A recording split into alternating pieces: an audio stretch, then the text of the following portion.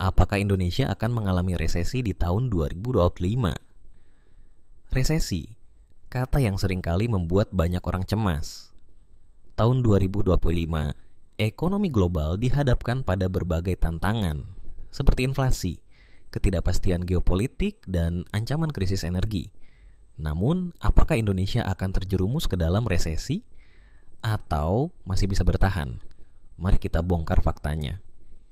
Jika Amerika dan Eropa sedang melambat, bahkan beberapa negara Asia mulai lesu, apakah kita akan mengikuti jejak mereka atau justru Indonesia memiliki tameng yang membuat kita selamat?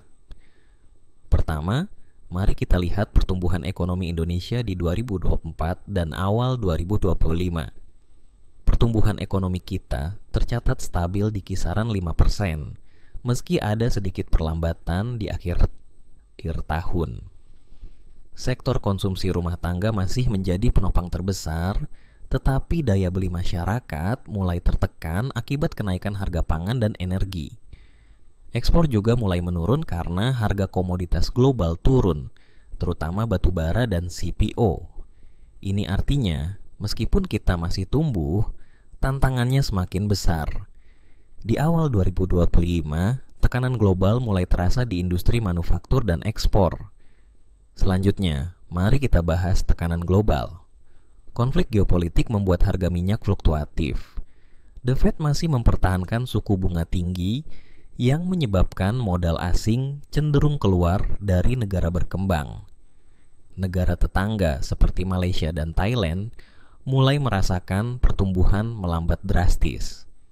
Jika faktor global memburuk, Indonesia bisa terkena imbas, terutama di sektor ekspor dan investasi.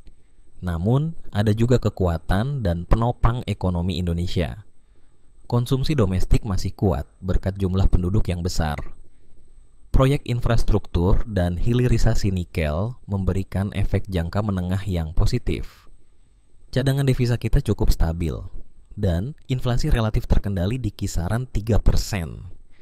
Ini artinya, kita memiliki bantalan. Tapi bantalan ini tidak menjamin kita aman 100%. Sekarang, mari kita lihat prediksi dan analisis untuk tahun 2025. Dalam skenario optimis, pertumbuhan tetap di kisaran 4-5%, inflasi terkendali dan rupiah stabil.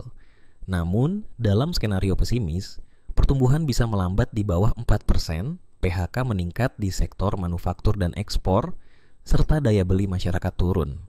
Kesimpulannya, peluang Indonesia masuk resesi memang kecil. Tetapi jika ekonomi global memburuk parah, kita bisa saja mengalami fase perlambatan tajam. Jadi, bukan waktunya panik, tetapi waktunya waspada. Kita belum tentu akan mengalami resesi, tetapi setiap orang bisa mempersiapkan diri. Jaga cash flow, kurangi utang konsumtif, dan perkuat skill untuk menghadapi pasar kerja yang semakin kompetitif. Mari kita tetap optimis dan siap menghadapi tantangan yang ada.